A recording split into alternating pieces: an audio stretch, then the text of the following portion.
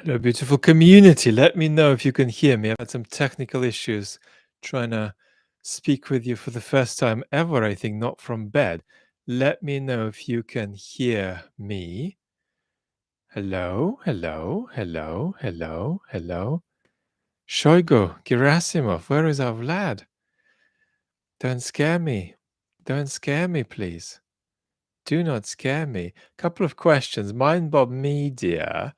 Will childhood indoctrination toward military service in Russian schools spill over into Western schools? I don't quite know what that means. Is World War III really the conclusion to the unfinished World War II? What is the cause of possible nuclear exchange? I'm going to not take that. I'm sorry. That doesn't make any sense to me. Sebastian is asking if Russia doesn't accept that it's no longer part of the Premier League, a big old war is almost inevitable if Russia is going to try to become a Premier League player using its nukes. Well, just two brief comments. Nuclear blackmail is the central mode of Russian international diplomacy. And number two, there is this idea of starting in the back row and against all odds, leveraging your way through to the front. Robert, hello, Vlad, adore your content and ideas. When approaching problems that you do you have any personal rituals meant to temper and control inherent biases and prejudices? So that's a great question, but I think that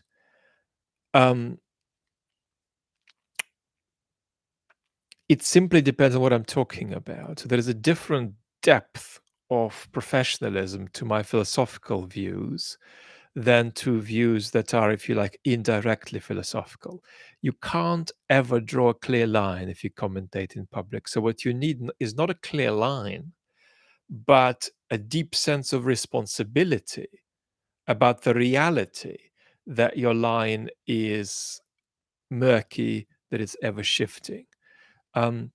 So the way I do this is, first of all, by taking into some of my commentary on public events some of the accountability of how I do philosophy, which is to say, putting enormous pressure on oneself to be able to let go what one thinks the next day, and to train one's psychological capacities to be ready for that. It's a very radical thing to do, to be able to let go everything you're committed to the next day. Philosophers have to do that, right? The other thought I have is that I'm extremely intentional about what I put in your tummy.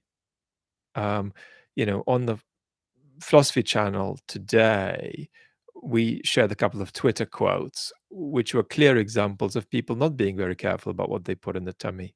I've got just little tweets, we can forgive that. But people were not being careful about what they put into the tummies of their audiences. You've got to be very careful what you put into the tummy.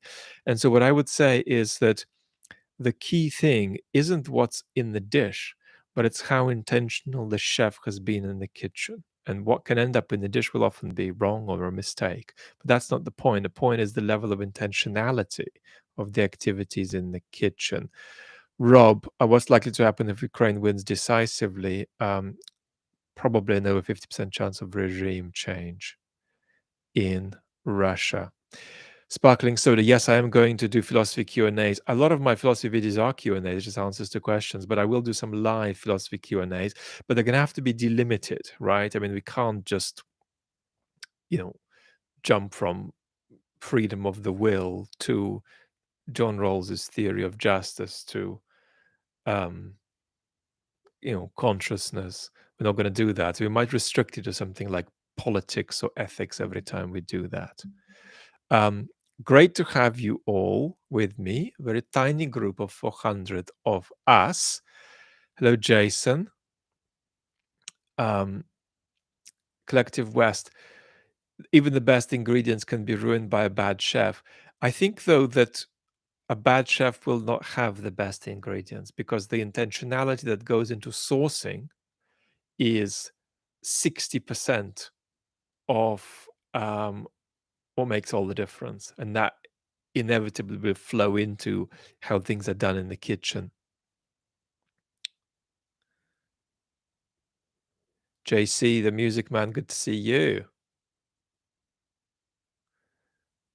Well done, everybody, for joining us this European time evening. Barney saying the video froze. Let me know if it's back. Militarism spreading into other countries' school systems. I don't really recognize that in the West, to be honest. That was the question I fluffed right at the beginning. I mean, that point about the militarization of the Russian school system is about Putin wanting to skip generations because he's realized he has hit upon a generation which basically is not remotely compelled by his projects, right? And that's partly why he had to start a war.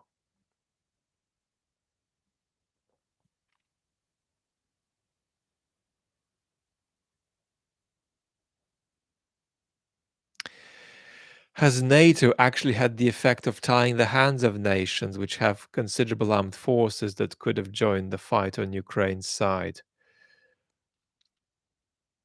There's a lot of things to say about it. Let me just say one thing. At the moment, the United States is overwhelmingly leading, and other countries on the whole, other major European powers, are catching up. So, given that NATO's main player is far in the lead in terms of um, how much they're putting in, I'd be skeptical about taking that thought too far. But we are at a period where support for Ukraine going forward might be more difficult to sustain. Um, what other philosophers agree or disagree with you? I don't think of agreement or disagreement, IDAS, but in terms of shared concerns. So philosophers who are alive, who share many of my concerns, include Charles Taylor, Alistair McIntyre, Raymond Goyce. David, yes, we might then have a Q&A on ethics. The point, Karina, is that Putin cannot have a successor. He doesn't have the stability that's required to orchestrate a succession. When it comes to a period of succession, that'll be inherently a period of instability. Putin is no longer powerful enough to orchestrate and control that transition.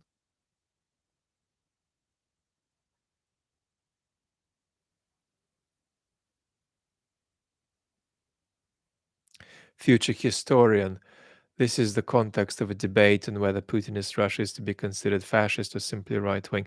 I mean, if you're going to talk about fascism, you want not so much a definition of it, but really an account of what the point is of you using that word, like why you're using it. And there are some really good reasons to use it. And if that's how it goes, then please go for it.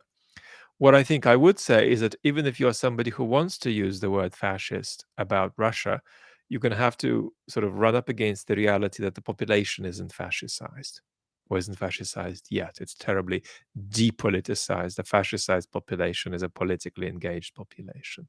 What I would say certainly is that this is a hard right um, regime.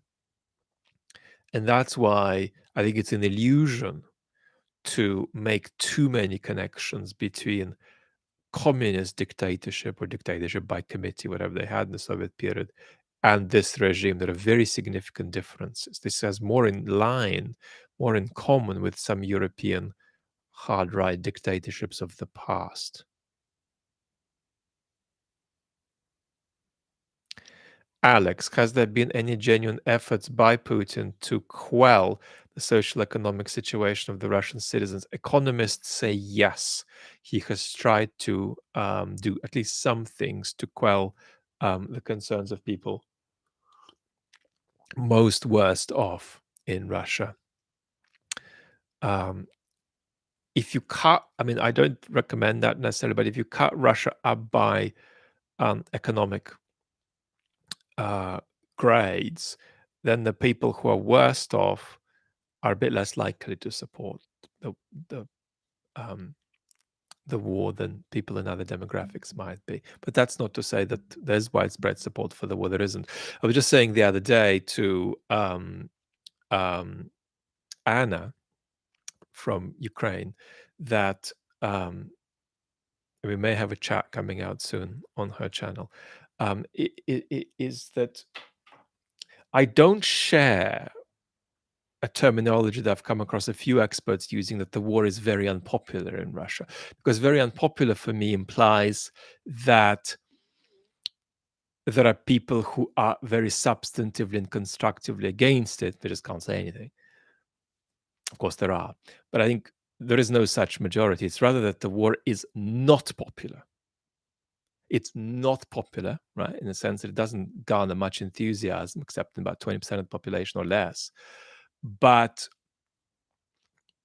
um, I wouldn't call it unpopular, because it's not that there are many people who are constructively and substantively against it either, right? So the main story is depoliticization. French. Girkin said that the Kharkiv counteroffensive, that should Russia suffer another military catastrophe, the whole system will collapse. No, but it depends on the military catastrophe. If you mean Ukraine taking Crimea, then yeah, that would be an existential risk for the Putin regime. And then we might be in the realm of a coin toss about whether it makes it. But that's not what we're looking at the moment.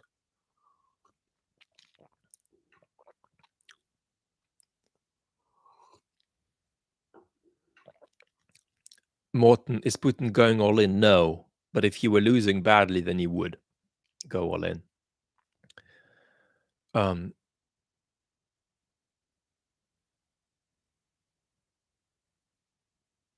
As Vladimir Pastukhov, the Russian commentator, says, when you come for these guys, they're not going to give in. They're not going to give themselves up. They're going to be shooting up the staircase. They're going to be shooting in the corridor as as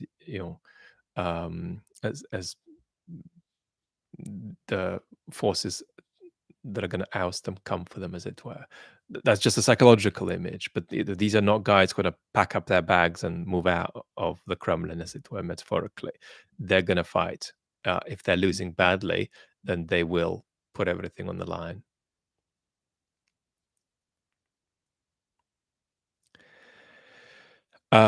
Stapedius, do you think pandemic period messaging and restrictions from government had something to do with our crisis of trust? There's something very obvious to say about this, and my colleague, acquaintance, recently wrote a good piece about it, and I'm going to tell you what it is.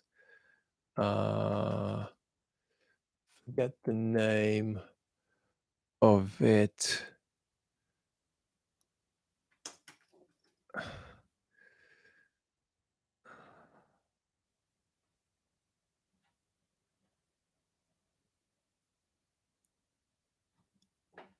Yeah, I can't see it. It's by Jason Blakely, who is a very nice.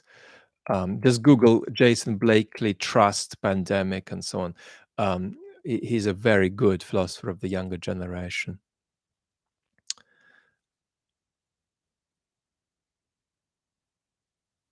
I don't have a view on Radiohead.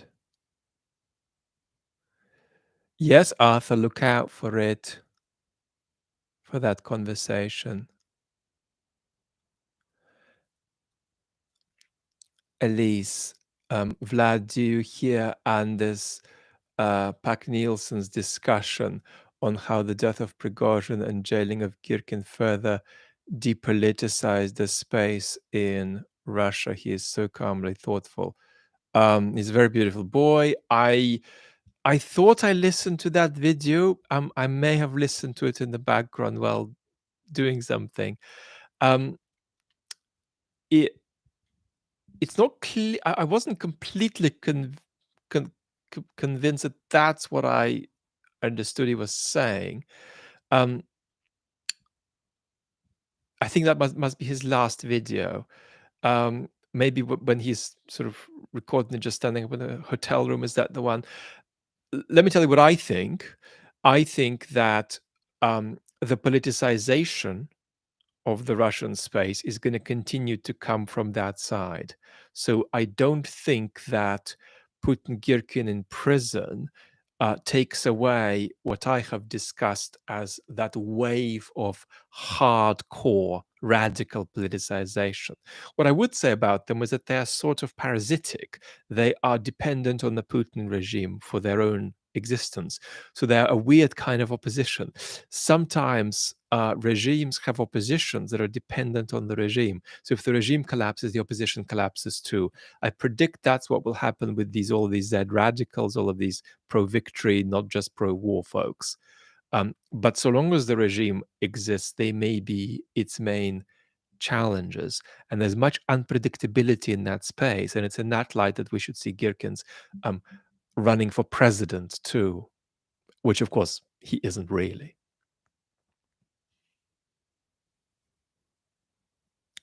Bungalow Juice, are you overall optimistic?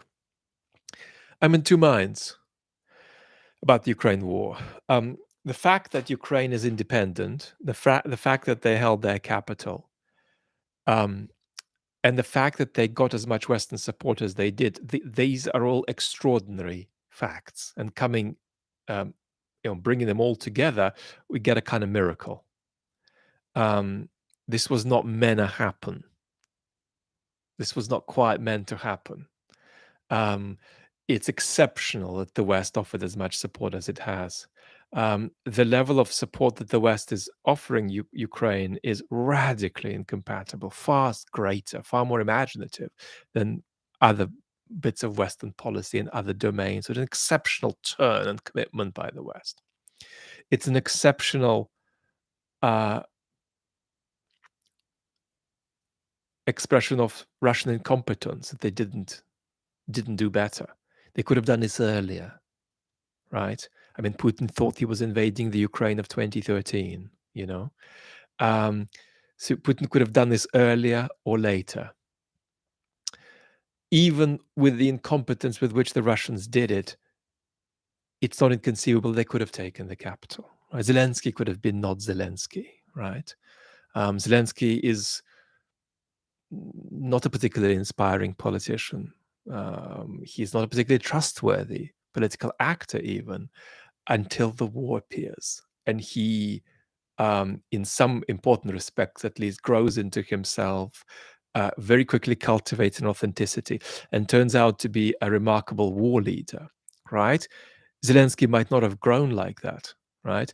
There's a tendency for you to fantasize Zelensky into some kind of extraordinary personality, and your commentators that you read make that out to be the case. Well, that's not the experience of Ukrainians before the war, you know. Um, so that didn't have to happen. So Ukraine is a miracle. How Ukraine has held is a miracle. Western support for Ukraine is a miracle. It's a miracle that Ukraine looks safe in its independence and its survival for the future, for the middle term future at least. So all of that is an extraordinary positive event, extraordinarily positive event, as is Ukraine's the resilience of the Ukrainian state, the resilience of the Ukrainian military, and the richness and genuine um, solidarity that has developed in Ukrainian civil society. So all of that is utterly extraordinary, and we've got to be realistic here. This is not normal. It didn't have to go this way. So that's one side of it. The other side of it is, are we on an obvious path to Ukrainian victory? No, we're not. And that could happen, but we're not. And so that's the pessimistic side of the story, that we may be looking at a long war, that the Russian economy is stable for the foreseeable future, that the Putin regime does not look like it's going to collapse anytime soon, that Western support is exhausting itself, that the West is deeply committed still to Ukraine's independence, but it's not committed to Ukraine's victory. We discussed this endlessly. Um, and Ukraine's theory of victory is itself extraordinarily far-fetched, right? I mean, no, Ukraine doesn't automatically win if it regains all its territories. It just has regained all its territories. Um, Russia will try to get them back. If it can't, it'll wait a couple of years and then try again. So this is the trouble with Ukraine's theory of victory. It's predicated on regime change in Russia. So then, on top of this extraordinary miracle, this extraordinary wave of truthful, positive observations we can make, there is then that sober and pessimistic side too. And so for me, my personal relation to this story is a double-minded one. It's a story of extraordinary fulfilled optimism, but it's also a story where there's a lot of difficulty ahead. And then Ukraine winning the peace is just as hard as Ukraine winning the war as well. So there are going to be challenges too, including challenges to Ukraine's civic and democratic sustenance. So I'm double-minded. I'm double-minded about this, and I'm aware of the precarity and unpredictability of war too, especially with multiple actors involved, because things could, as of next month, begin to go remarkably and surprisingly well for Ukraine beyond expectation, right? But on the negative side, something else could happen that would be a very pessimistic turn, right? And there's deep risk here, and including nuclear risk. So this is the double-mindedness here.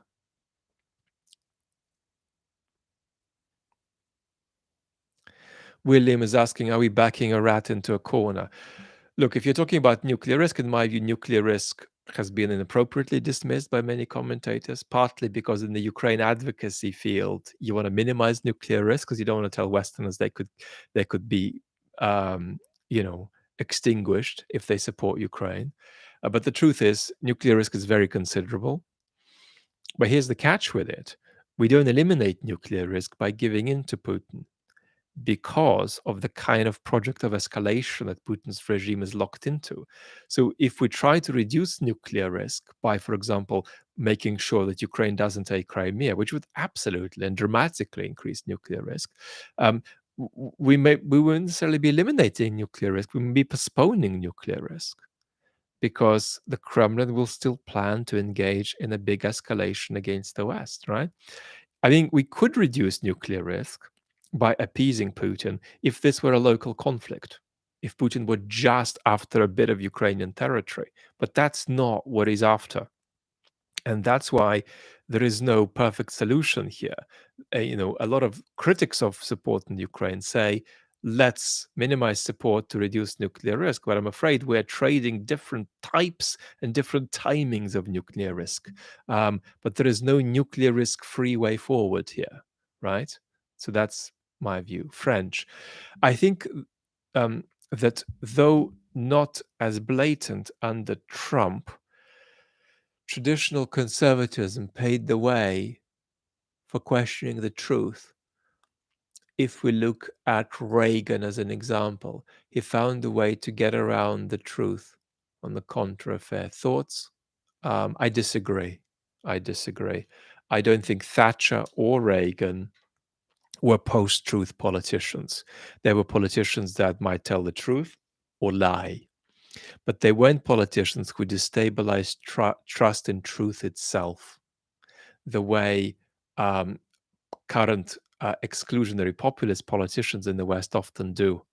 So don't mix up lying in the 1980s by our political elites, right, with trying to destabilize trust in everything, trying to destabilize trust in institutions, trying to destabilize trust in trust, trying to destabilize trust in truth, right? That is not to be confused. And it's very important for us to be clear when we encounter different kinds of political animals into which category they fall. So my answer is no. However, it's not completely no, because there was a, if you like, a non-post-truth event that did contribute to the story of the loss of trust, and that's the Iraq War.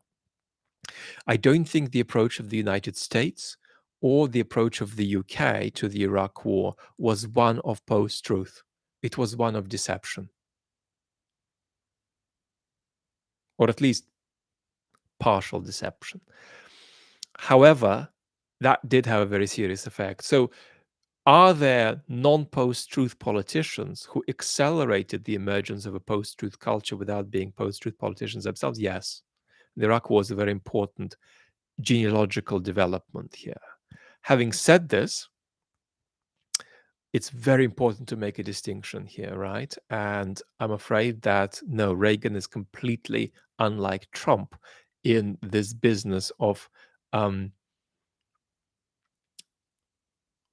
tethering the sustenance of democracy to some kind of virtues of truthfulness. You don't um, abuse truthfulness necessarily by lying. You abuse truthfulness by fudging um, our capacity to trust that there's a difference between truth and lies at all. French. Hope that was constructive. Should the West help Ukraine by bombing the Surovikin lines to end the war? Um, I'm not a policy advisor, so you shouldn't listen to my opinion. But if in a magical world Joe Biden called me and asked me about that, my answer would be absolutely not. It would be a grave betrayal of the responsibility that Western leaders have for the safety of their citizens. Right? If that increased the risk of global nuclear war by 2%, which it won't, it'll increase it by more than that, it would be an act of gross political irresponsibility. And that's one important dimension in which Ukraine's interests and ours do not overlap. But that doesn't mean that saying this is incompatible with, for instance, being supportive behind a full Ukrainian or supportive of a full Ukrainian victory. But again, war is unpredictable. Could a situation arise where the West would take conventional military action against Russian forces in Ukraine? Yes, absolutely. For example, if Russia used non-strategic nuclear weapons in Ukraine, calm like a bomb. Vlad, do you think it's necessary that Russian men in power challenge the current curse of Putin? They can't. They're in a kind of submarine with him. If you're talking about the people who are close to Putin, you can't get off. Um, so you're hoping to get to a place where Putin is gone and then there is some kind of transition. But you can't leave Mr. Putin's regime, because if you leave it critically, you won't be alive. But do the people around Putin have some capacity to challenge him? At the moment, no. And there's a story of negative selection there. People around Putin are the best people he can find out of people who are corrupt and loyal.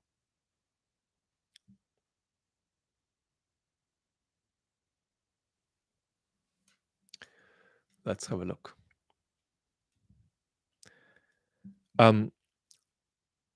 John Doe, Vlad, what would Putin's all-in look like? Nuclear war. And it's at that point that potentially, having spoken about elites, people around Putin might say that going through and forward with him is more existentially threatening to their lives than not. And at that point, we could see a change in power.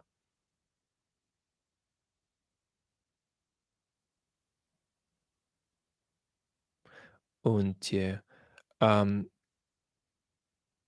that's a bit gendered, a bit of a gendered remark. No, I don't change my mind. The stability of my views has been um, remarkable across months and years. The stability of my philosophical views is actually quite um, perverse, but also not perverse. I've changed my mind once on a philosophical matter in my life. The last time I changed my mind in philosophy was um, nearly 20 years ago. But that's not because I'm closed-minded. It's because the price, the standard you have, the filter you have to pass to take up a position is so high that you almost never take that step. So in philosophy, I almost have almost no view on anything. Have almost no settled view on anything except a very delimited type of set of questions, and then some very low resolution views follow from that too. But that's the life of a philosopher. You really shouldn't take a step forward um, unless that's gone through 777 filters. So the most open-minded philosophers change their minds the least, I would say. That's not a true statement, but it's a statement that um, um,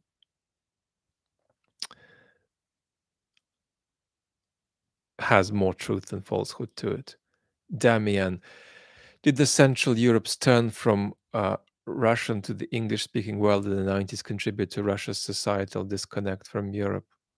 Not particularly. What contributed is, if you're talking about societal disconnect, is how little Russians travel. Russians don't just rarely travel abroad; they rarely travel within Russia. Um, so, I mean, there's many Americans who don't travel abroad, but there's huge mobility within the United States.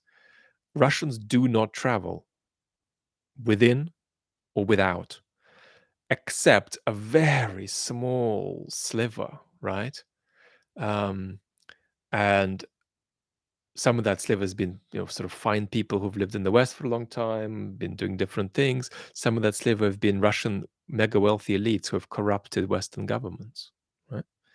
Um, but the people we've welcomed in here over the years have not been the Russian population. It's just been a very misrepresentative sliver. And I do believe cultural exchange is huge. So one of the disasters of the um, uh, uh, dissolution or partial dissolution of the EU is or will be the loss of that cultural exchange, even if the EU is a doomed institution. I'm not saying it is, but you know, there's some trends in that direction. But cultural exchange is huge. It's huge. It's enormously important. It's such a basic thought, but you can't. I mean, that capacity to just freely find yourself, a couple of countries down the line on the map, and hang out there for a bit, or work there for a bit. That is extraordinarily powerful. And Russians have been profoundly delimited in this way. That's why their views are so magical. When you ask them, well, what do you think is happening in Belgium? You know, they don't know. They don't know.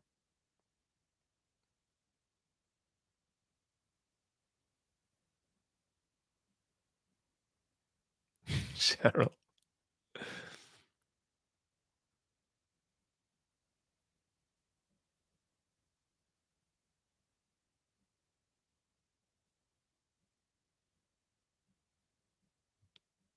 Zain, interesting that there are parallels there to some of the Arab world as you see it.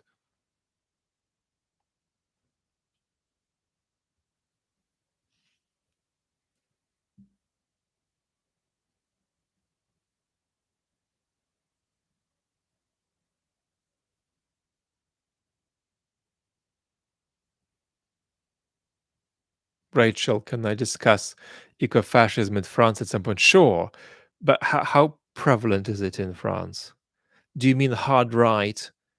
The climate crisis is real. The climate crisis is a big deal, and we need to act. Position. Um, Now, unless I'm missing something, I still see that as quite a subterranean position that is only slowly emerging into public life, into public consciousness. Um, I haven't checked into it recently.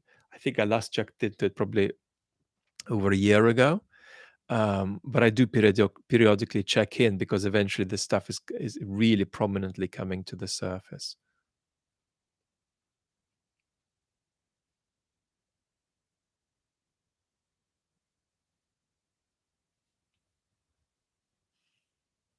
Hi, Dory.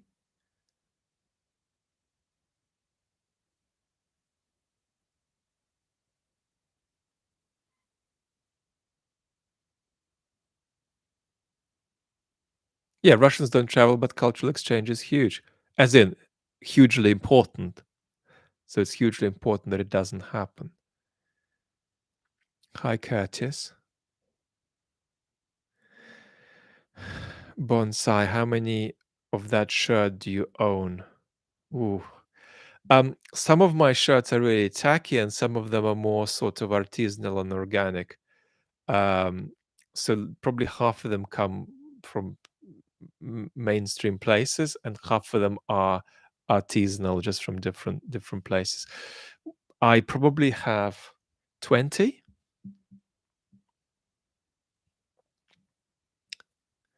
because they're undifferentiated for me. I could literally be well, I don't do anything formal much because of my health. I'm not out and about very often, but when I am, I wear the same things as I would be wearing in bed. No, not one shirt, and I have lots of sort of Japanese style pants that I wear. Sometimes I also wear Thai fisherman pants.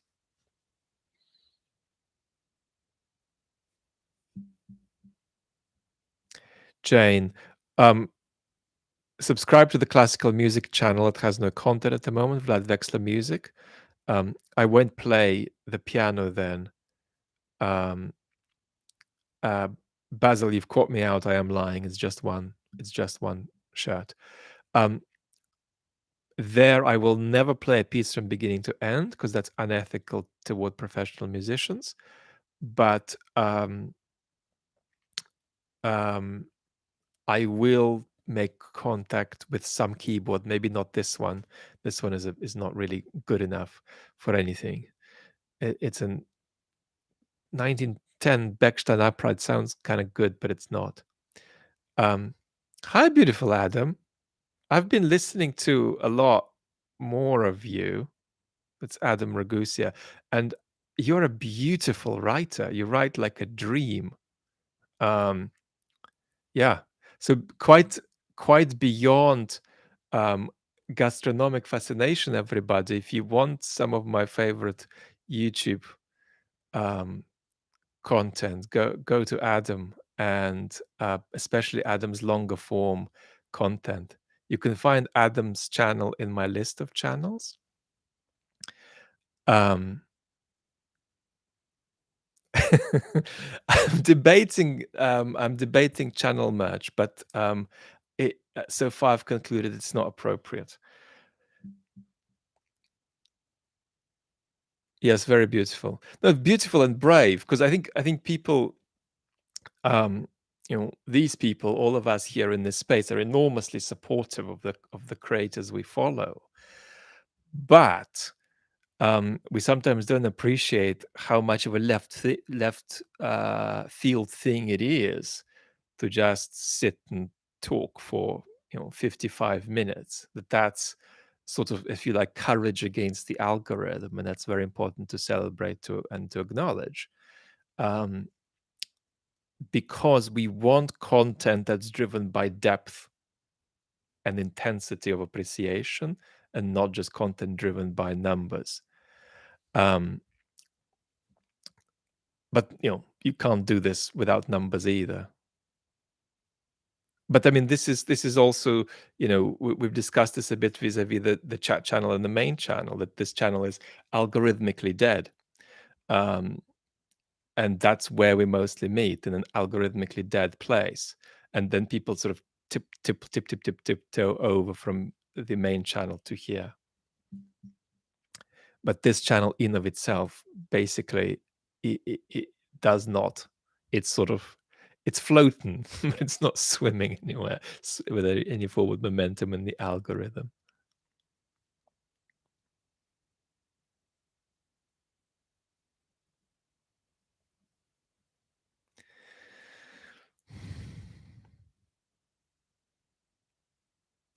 Spanner works. Vlad, is there something to be said about hyper-capitalism becoming more prominent in the next couple of years? I feel like in the UK, particularly, money is worshipped in such an uncomfortable way. So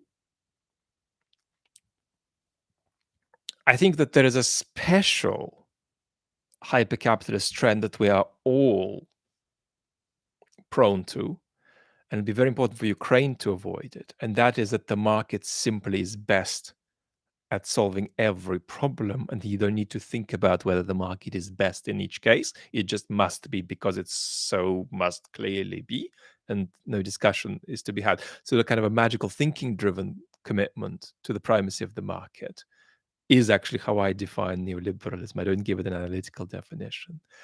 Um, that's one thing. Um, I do think that a lot of the personal growth content on this platform is not so much too much money driven, but too much driven by things that um, define growth in terms that are all too commensurate with um, financial growth. However, politically, something interesting is going to happen according to my sense of the winds, and that's that the political right in the West, while becoming less democratic and more authoritarian little by little, that does not mean conservatism is that inherently. No, it means that that happens if conservatism lapses into something else. So conservatives are normatively impeccable as far as democratic credentials go. But increasingly, some of the right, even though it might partially drift in an increasingly authoritarian direction, will be increasingly preoccupied with class and class inequality, at least at the level of lip service. So I'm predicting that some of the right will, over the next few years, travel left on the economy, and some of the center and center left will travel right on culture. And there's a lot to be concerned about in that, and maybe something about that could be found to be reassuring too.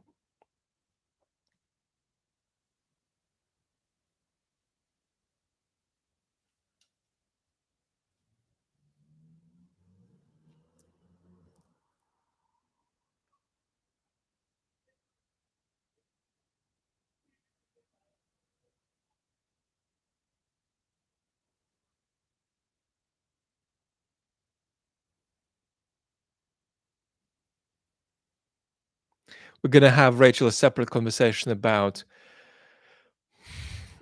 post-colonialism. I mean, it's it, it's important that we understand that there's some sense, for example, in enterprises like decolonizing the curriculum, but there is also a problem if ideology becomes a substitute for history. And we'll talk about these kinds of balances, probably on the philosophy channel, I think. Um,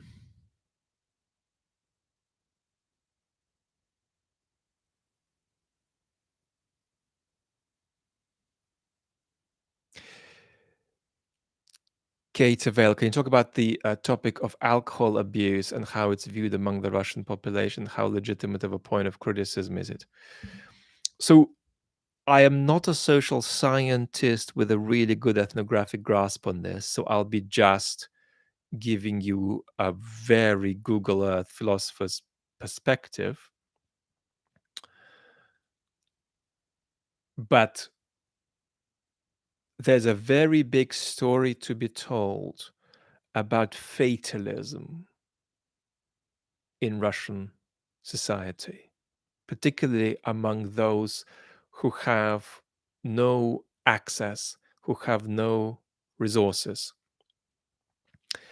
And that fatalism goes with a kind of recklessness that is often normalized, and we can tell the story of that, sort of bridging together the communist period, then the extraordinary problems in the 90s, and on and on and on and on and on.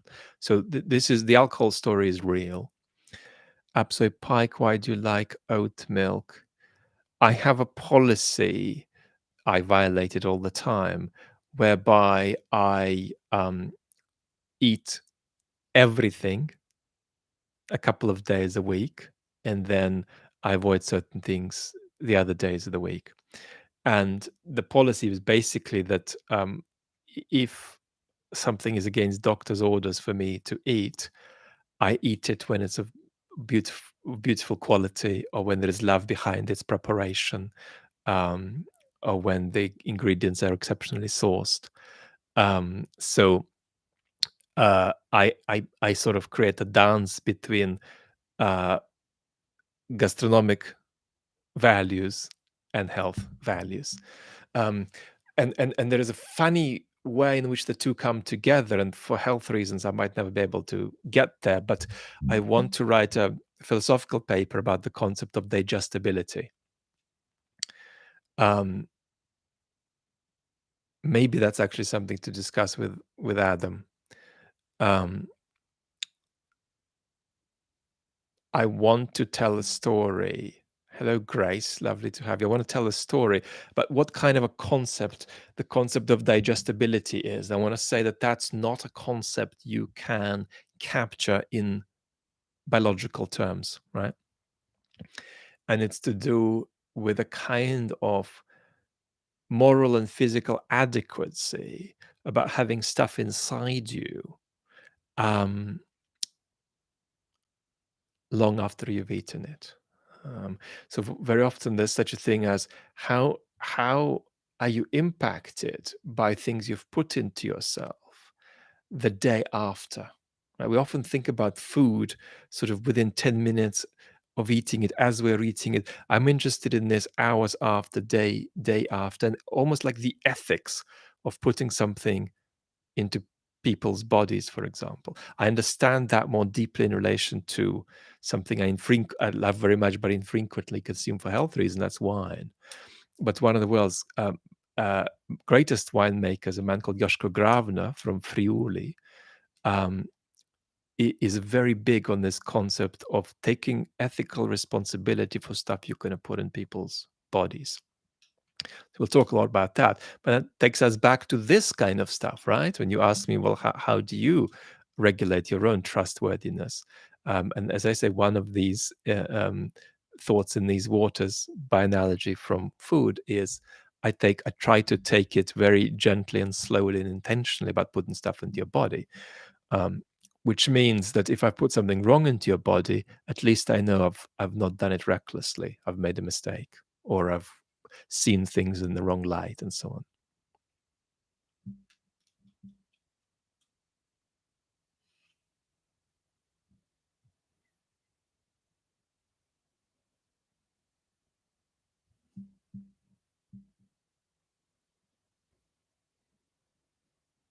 James, reading your comment.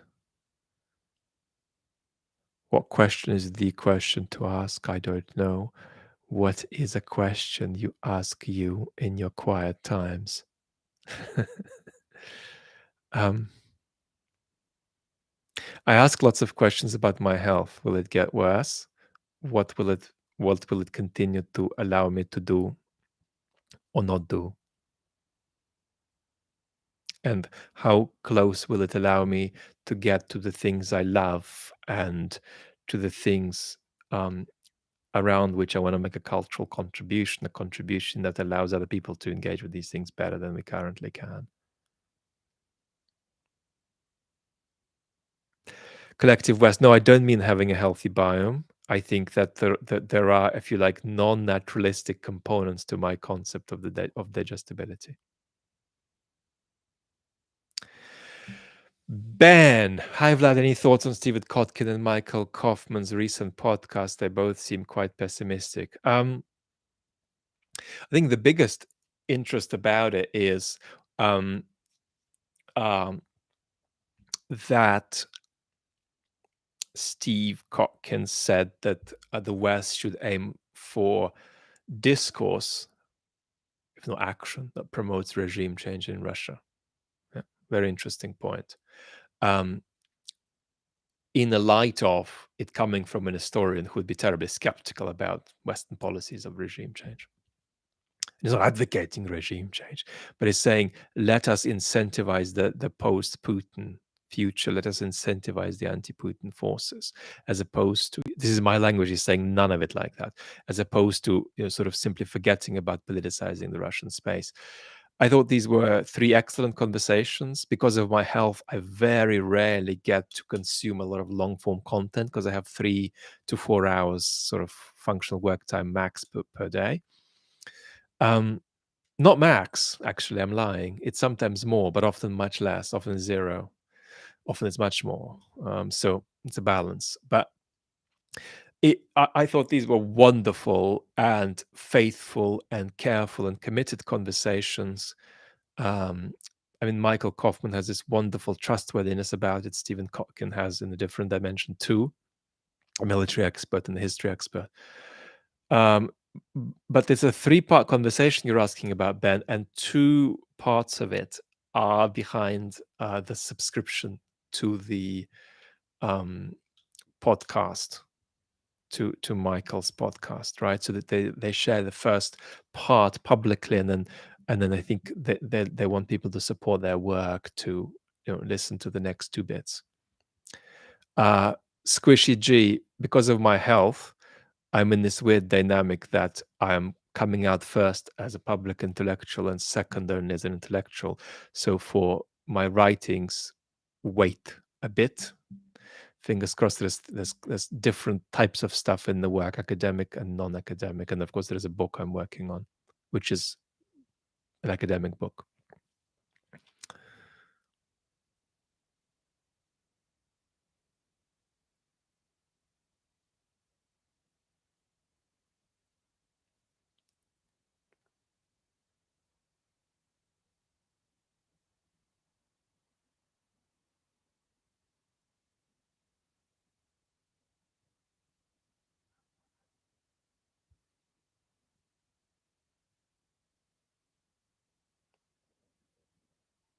Oh, Rachel, one can't analyze everything one consumes, whether it's food or not food. That's too repressive, right?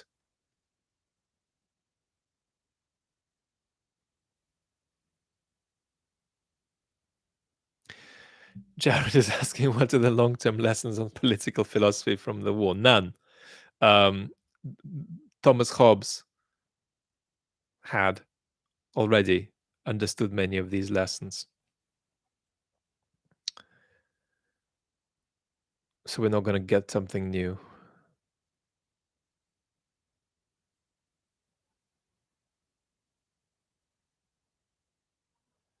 Hi, Julia.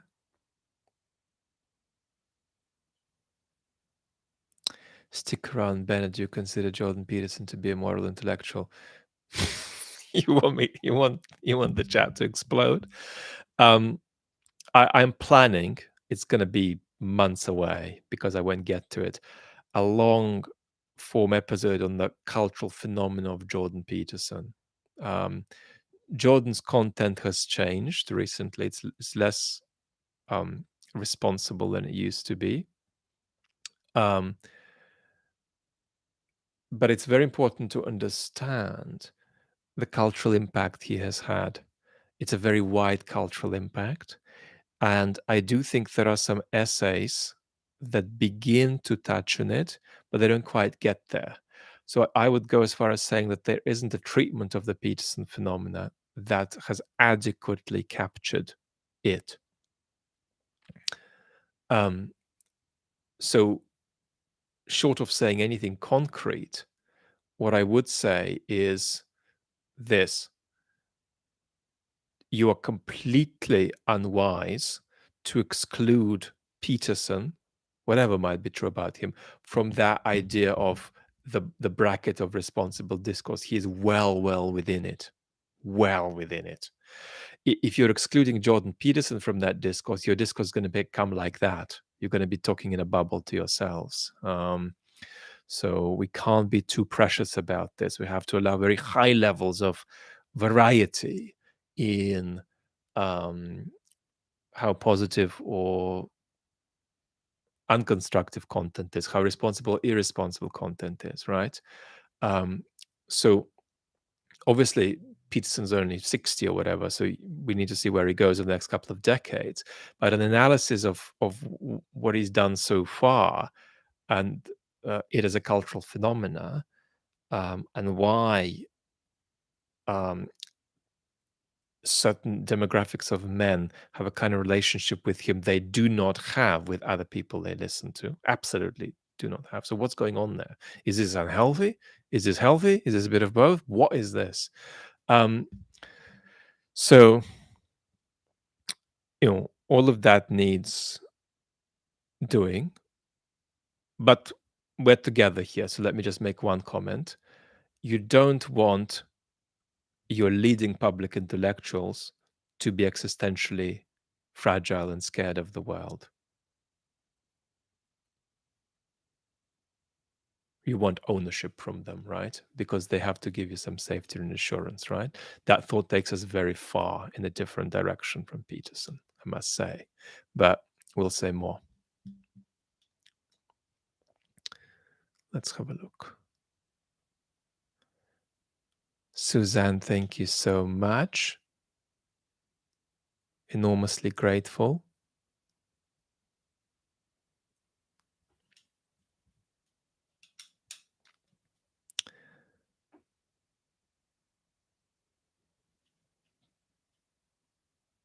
Thank you so much.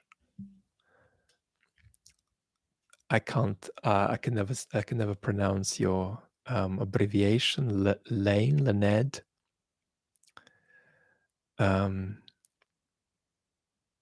Frank Semi. What's your gut feeling about the future of Russia 5, 10 years? The authoritarian imperialist project, in anything like its current incarnation, will collapse, and the odds of us getting a double whammy are low. So the idea that we get a second post-Weimar syndrome, that's not likely. So we're going to get beyond this. But what we're going to find there, how many democratic credentials will it have? Is it going to be a broken up Russia or a federalized Russia? We need to see. Certainly, I would say that Russia must federalize to endure in a functional and a serviceable way to its citizens. I would say that there are genuine possibilities there that aren't all negative, but my instinct, Frank, is pessimistic. It's not catastrophically pessimistic. I don't think we're going to get a second sort of self-immolating Putinism, but it's pessimistic. But I think exactly what it will look like we'll only be able to understand more once political life appears again on Russian territory. It's asphyxiated at the moment.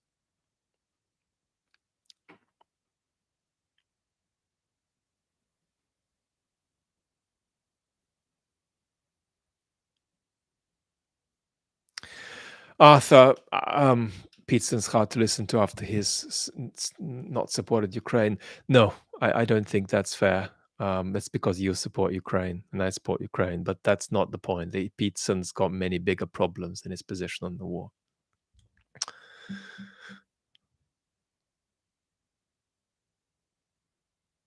What's the Vlad Vexler version of cleaning your room?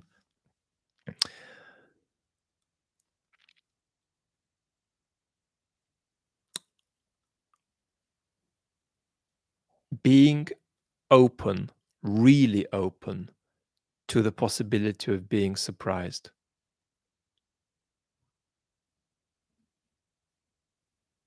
Sounds superficial. It's not. It's not. So anything I put in that place will all be about certain kinds of psychic flexibility and openness, right? Cleaning your room might get you into gear, but it might just be a rigid bridge you build over stuff that in fact you have to engage with more pliancy and tactility.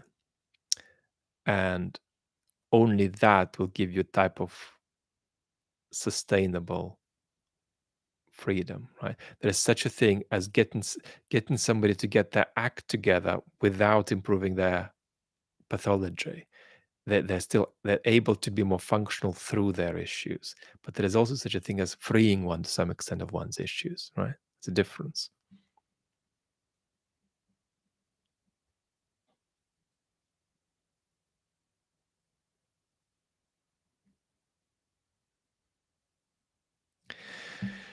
Um,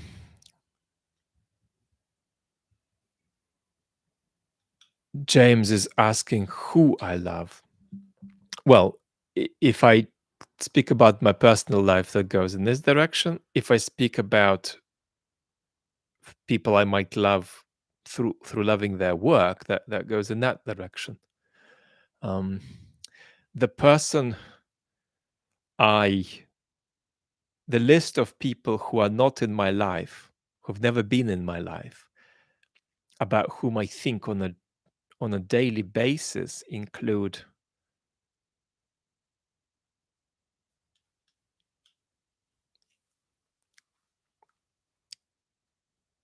a lot of people from the 20th century, but before the 20th century, they include Schubert, who, of course, lost his life at the age of 31, and also Nietzsche, who isn't the loveliest person to spend time with necessarily.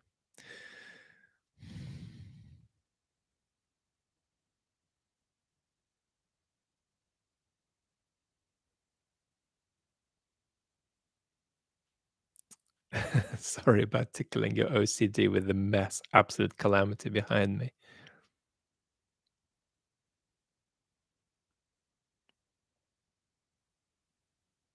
Sparkling soda, what do you think we should do to inform ourselves about Russian politics? I keep promising a video.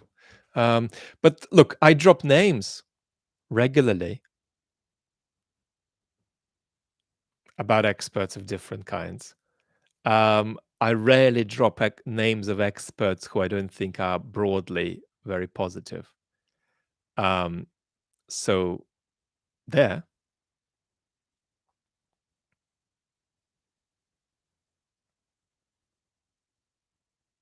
Amalfitano, thank you so much.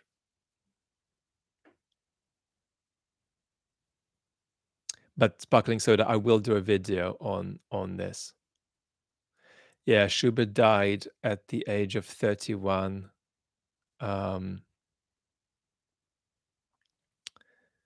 Schubert died at the age of 31 in 1828, just a year and a half after he carried the torch at Beethoven's funeral. Beethoven was in his late 50s when he died. And Schubert died at 31. He was at the level of, if you like, psychoanalytic transparency expressed in art, probably the greatest of all the composers in that dimension, greater than Bach, Beethoven, and Mozart.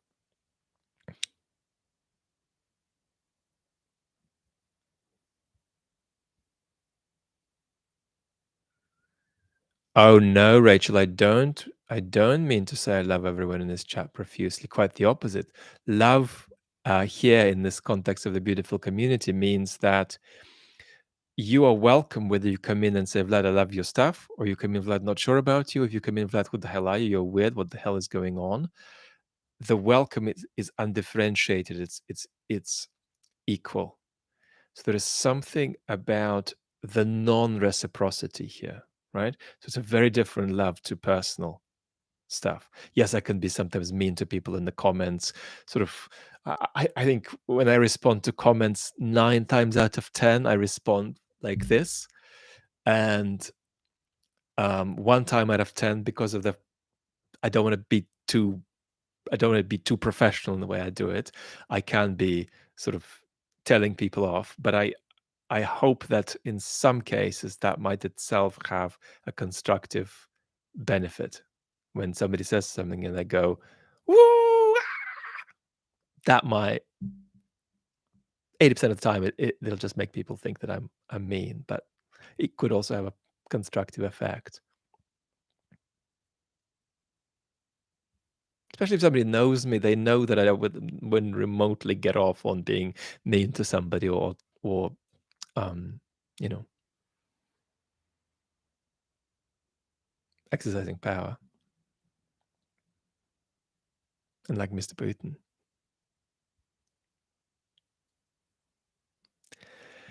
Maydaniara, it seems that politics selects for a specific type of person. Depends where, right? I mean, there's often this story told recently about how states with female leaders do much, much better.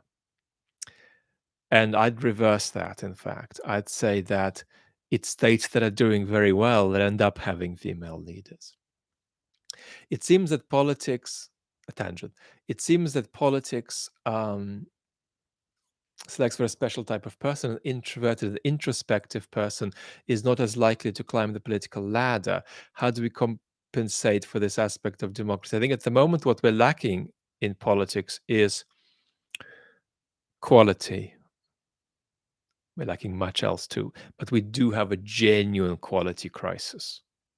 Genuine quality crisis. I mean, this island I am sitting on is in recent years in a dynamic of having prime ministers who would have been at a push cabinet ministers before. Forget it doesn't matter if they're responsible, irresponsible, horrendous, or brilliant. Doesn't matter. Just in sheer quality terms, we're in the realm of cabinet ministers from the 90s being prime ministers now, and the trend is down.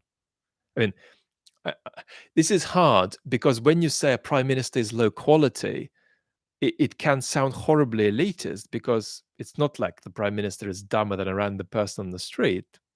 They're not. Britain's prime minister is not. But um, you want something more from a prime minister in substance, in groundedness, in clarity of vision, in commitment than you'd get from a really good accountant. You know, there's a difference. Now, an accountant could conceivably be a musician or philosopher of genius behind the scenes, right? So it's hard to generalize, but the quality is low.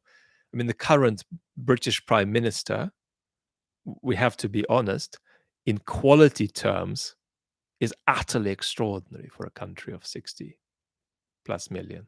Utterly extraordinary. And it's not his fault on that count.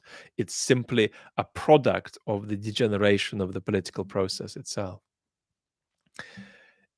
But what I would say is that what we don't want are the most ethically saintly people in politics, and the most um, ethically pure people in politics. You can't do politics like that. What we need in politics is somebody who is actually capable of being ethically impure without losing their ethical compass altogether, right? Once the literary critic Stephen Greenblatt, at the height of the um, uh,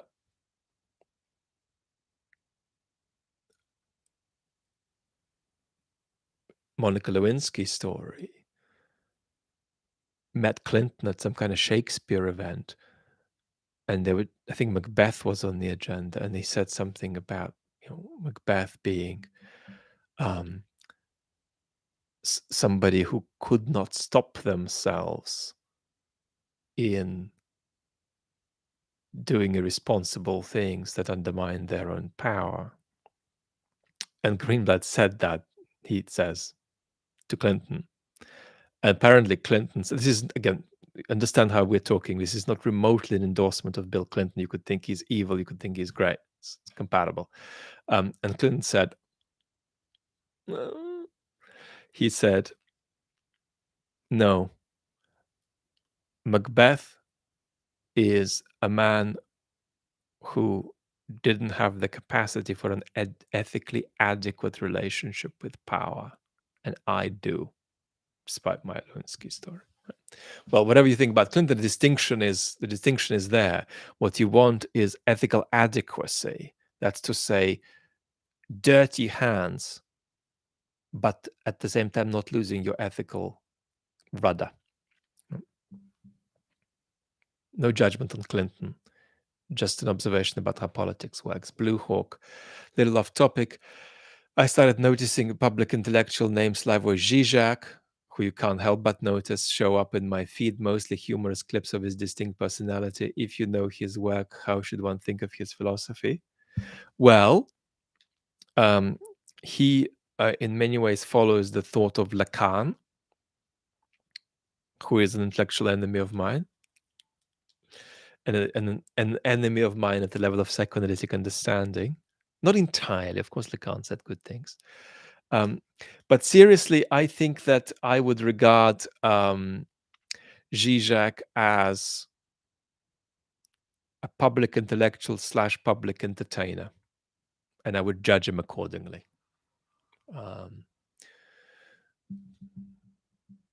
But you get a taste.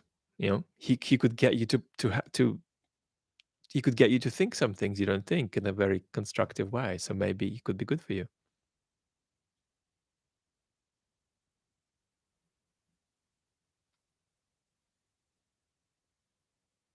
But but that's not your question. But if you're asking, is Zizek on my list of the public intellectual you should follow to ground yourself? He's not. But he's not on my list of never go near him. But there's a big dimension of entertainment there.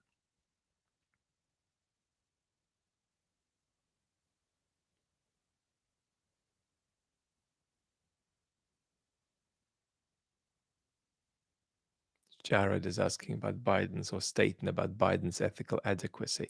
I'm not going to comment on that. I'll say something about Biden in private. I don't know. I've never met Joe Biden, but in private, he is remarkable. That's compatible with him being an evil politician or the greatest politician in the world. It just is not a political statement. But in private, Biden is amazing.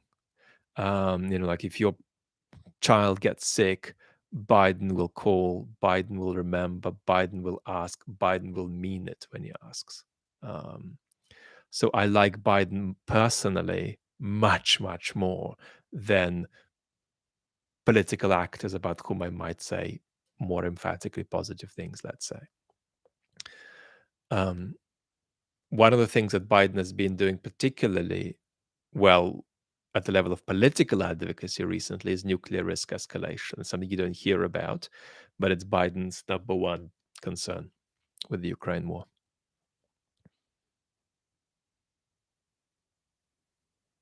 Nietzsche is harder to love, James, but people start with Zarathustra, which is really not one of Nietzsche's great works, and you didn't really start there.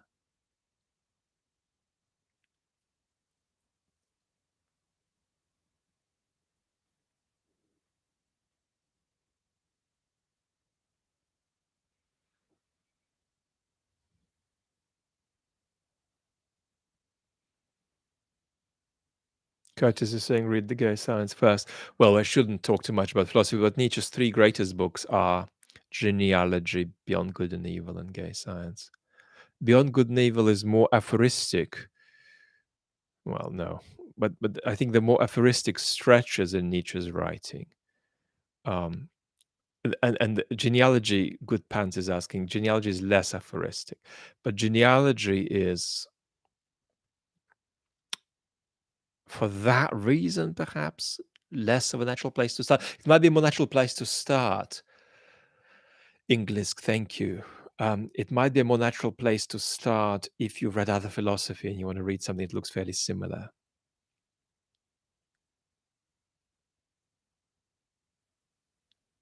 Oh, James is asking about my family and so on. I was going to discuss that actually in one of the chats soon. So watch that space. Watch that space. Because there's something really tough I'm dealing with beyond my own health in my private life over the last few months that has even affected the channel. Christopher, thank you so much.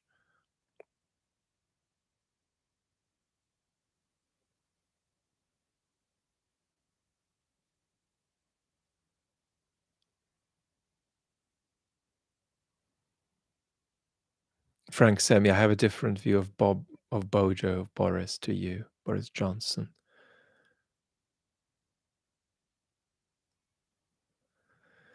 Sebastian, should we judge artists by their output, not their antics? Yes. I mean, Beethoven could barely function. He could barely, you know, sustain an adequate relationship with people around him, with his landlord. He was abusive in various dimensions, but we judge him by his work.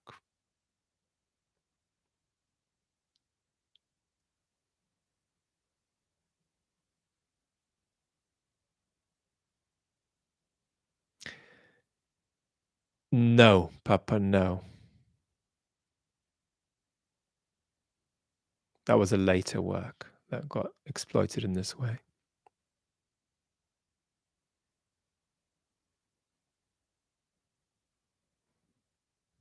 Gosh, Ben is asking about UK political commentators or podcasts. We've never had an exclusive UK conversation. At some point, we will. But um, anyway, these things are so translatable, right? So many of the patterns we're dealing with are global. Um, I, I don't want to give recommendations yet. Um, there's several figures um, you know I like and recommend, but none of them would be sort of really partisan political people. And there's also people. I mean, there's so many people I recommend who I don't agree with. As a philosopher, that's particularly easy. You know, in philosophy, we regularly say, sort of, well, this book has. Um, will I have a chat with Owen Jones? Maybe have a chat with Owen. I've never met Owen. He's not. I don't think he's. Saw him in the pub a while ago, so we're not too far from each other geographically. But he does a lot of stuff on YouTube. Um, and you guys have seen him from the Chomsky video, actually, because he was interviewing Chomsky, and that's a video I chopped it from. Laimislav, back to Lithuania. Never been to Lithuania. As a child, I was often in Estonia and Latvia, but not Lithuania.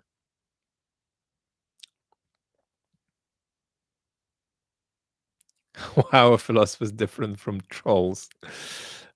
If there are good trolls, then maybe there are going to be some overlaps. Scroblas, greetings to you too.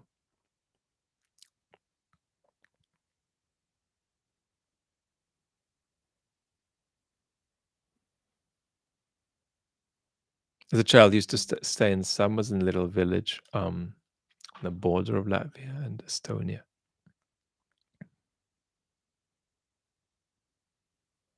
Also, the man about whom I'm supposed to be writing the book, even though I'm not, because I just don't have the health or the time at the moment, is from Latvia originally, Isaiah Berlin. The book is going slowly. I'm gonna have an honest conversation with you about sustainability. It's a miracle, right? It's a miracle so far that on 3 hours a day we've sort of grown the conversation this far, but I believe in the need to grow it more. And it's kind of a fascinating exploration how that's possible within my health limitations. I don't know any languages at all, Rachel. Um, I mean, you know, I know words. Yeah, I know I know lots of philosophical words in German, but I can't speak German. There was a period in my life where a language that I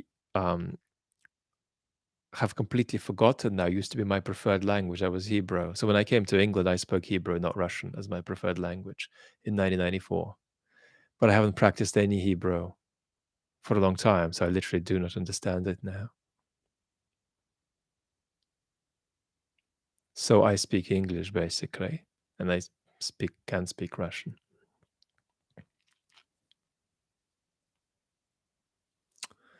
But German might be the language I will need to tackle more. Rachel, I never turned up to school. I was the worst student on earth. I skived off my A levels, my school finishing exams. I just didn't turn up to them.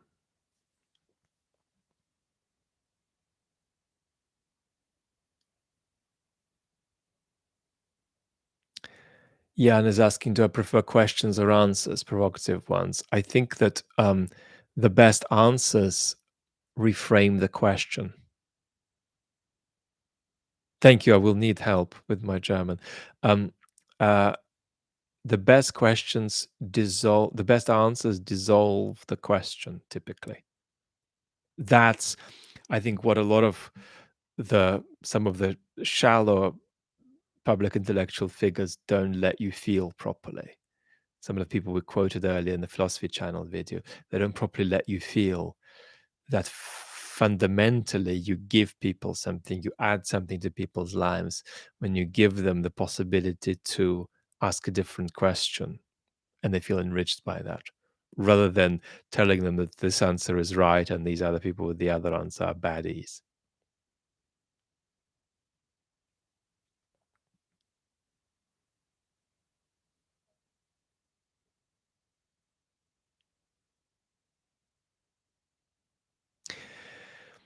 Yeah, Blue Hawk. One of the things that I like to say about populism is that it bridges public and private discourse by making public discourse more like private discourse. So when I was a kid in the Soviet Union, public discourse tried to pull private discourse to become more like it, right? So the way people spoke between themselves would sound more like the state wanted them to speak, right? But um, and that can be very bad, but the opposite can be very bad too. So in other words, private and public discourse should not be too close or too far from one another in a healthy democratic society. And at the moment, we are inevitably landing in a political landscape in which increasingly the public discourse that will work will be like private discourse. But what does that mean? It means that it pretends that it doesn't need to percolate through institutions, through procedure, through general and transparent modes of justification. Right? So this is really hard. Um, how do you make, for example, populist language, if it mirrors the way people speak in the kitchen, inclusive, right? Because the point of how a democratic state communicates is that it's got to justify things in sufficiently general terms that people who um, agree with whatever is being justified, let's say, can jump on the bandwagon, on the train, for different reasons, presented in very different styles, right? You don't want a politician to say this policy is good because Jesus told me so.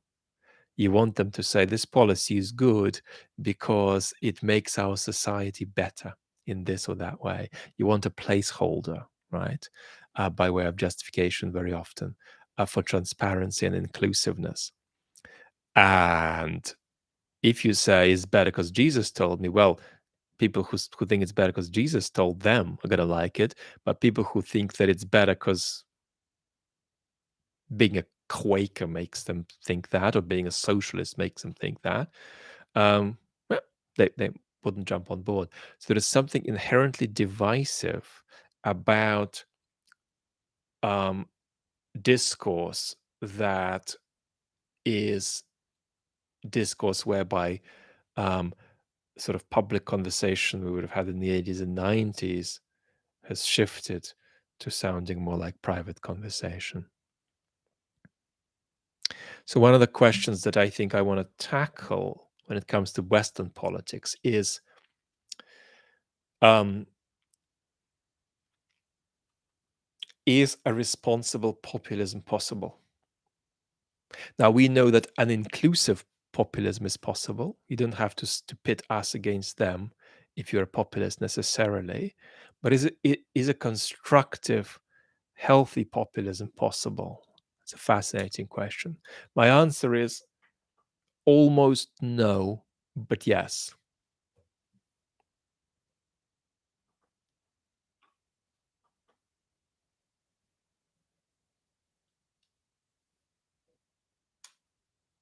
Hi, Dan. Dan, helpful wishes to you. My background is very, very limited musically. I am sort of grilled as a kid and then really self-taught. So um, I had an fairly intense musical upbringing from the age of 3 to the age of about 9.5 when I left the Soviet Union. That really means every single day music theory, piano practice, um, in a music institution where I went parallel to being in the school, private lessons, um, music theory classes. I also went to this very bizarre criminal uh, who had this extraordinary method for teaching music theory to pre-selected but small children like 3 and 4 year olds, teaching them what a dominant seventh was. So grilling like that till 9.5, like literally sort of like in that music institution, the recitals were, before you went on stage, you were blindfolded. You'd have to play it through in the practice room with a blindfold, Soviet style, which did not encourage imagination, I must say. Um, uh, and then nothing in Israel. The family just didn't have the conditions for that to continue. I wasn't terribly enthusiastic myself for that to continue. So just a huge break. And then long after, I returned myself in the teenage period to studying scores, to thinking about music. And then more recently, little by little, I'm trying to, health allowing, create a situation over the next 10 years where I write some things about music. Um, uh, and I've done very little. I mean, the last um, last no the second last conference paper I gave actually was on music. It was on um one of the variations from Beethoven's Debelli variations. I made certain arguments about its um its character and um something more specific than humor, laughter, in connection with certain character expression. um so you know if your health holds, my health holds, you may see some stuff from me in the world. But of course, you and I, Dan, need to talk about the stuff you've put out into the world, your compositions. I hope we get a chance. Um, Tangent. Let's go on.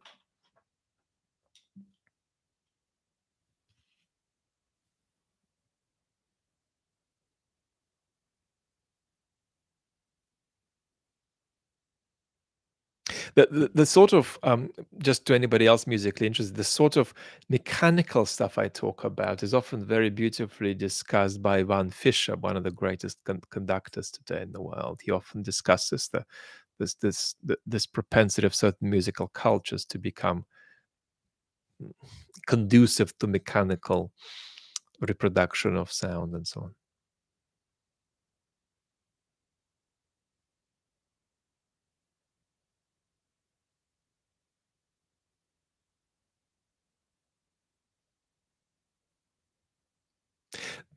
Dan, we should really make a possibility for us to discuss, you know, things, musical things. Maybe we can do a Zoom chat together at some point on both of our ends, health allowing. Um, I have to say, I was quite lucky in the as a child to have also access to a very good instrument, very beautiful late 19th century Bechstein.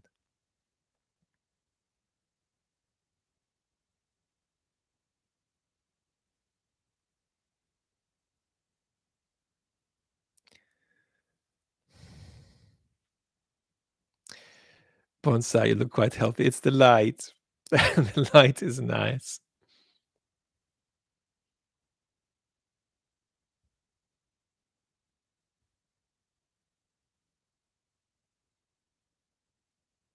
Henrik is saying, don't repeat the mechanics, repeat the process. Well, let me tell you what one great musician, a man called Bruno Walter, a great conductor, once said. He said, don't deal in remembered emotion. Experience it afresh every time. Richard, thank you so much.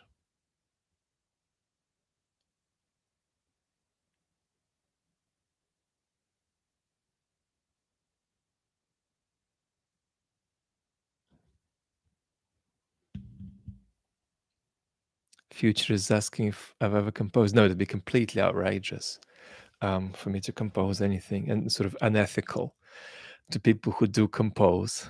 Although I was discussing this um, interestingly with a man called Bryan Magee. If you're interested in philosophical videos, Google Bryan Magee, um, who I was very grateful to have in my life toward the end of his life. Bryan died a few years ago. And Bryan was many things. He was, of course, a man who did as much as anybody to make philosophy public in this country in the second half of the 20th century, lots of TV programming. He was also an MP, but he was also a music critic in the 50s. And one of the things that I'd often talk about with Bryan is how important it was in his life as a, I mean, he wrote a couple of books on Wagner, so he was, certainly musically initiated, but um, he, I'm killing you guys. I'm going on too much of a tangent now, but he found it enormously useful in the mature period of his life to take composition lessons, not with a view to composing anything, but with a view to developing his understanding as a consumer or as a critic of music, if you like. I found that very important. One of the last times I saw Bryan was actually at a dinner I invited him to, um, where he came across somebody who he had, of course, known for a long time, and that's the great Alfred Brendel. And Alfred and Bryan discovered that they were at the same Furtwängler concert when they were teenagers. Okay, enough musical gossip. Enough musical gossip. Enough. Thank you. Thank you for bearing with me, everybody. Back to culture and politics.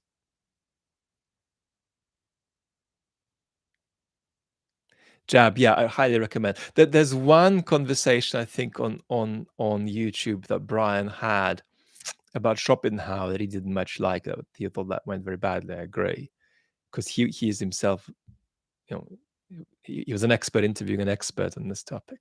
But I highly recommend, if you want an introduction, just go to Bryan's conversation with Isaiah Berlin.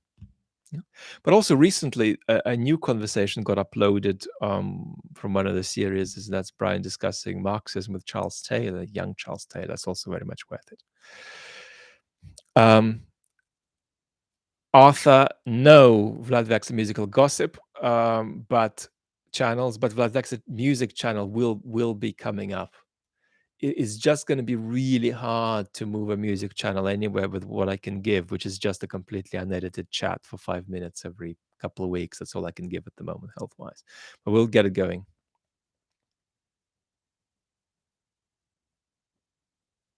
Bobby, good to see you. And yeah, I'm excited about music conversations. Being Lisa, thank you.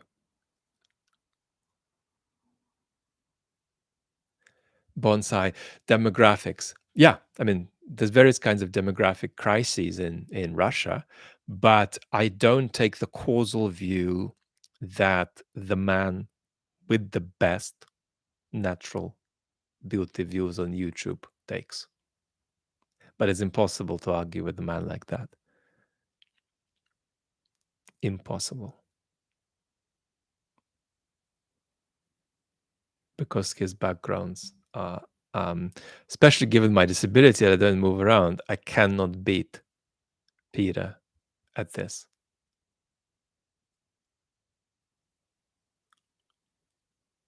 Which is life. But I have often watched his clips for the views. But he has a causal view about the start of the war that connects with demographics, right? And my view is that for that to be available to Peter, he has to make it count, make it true that that's not just something structural or systemic, but that was partly in the minds of the people starting the war. I think that one he cannot make. No, different niches, I think. Same topic, different niches, Rachel. So, but that I get so many demands to discuss Peter Zeihan every single day. Every day, people write to me about Peter Zeihan.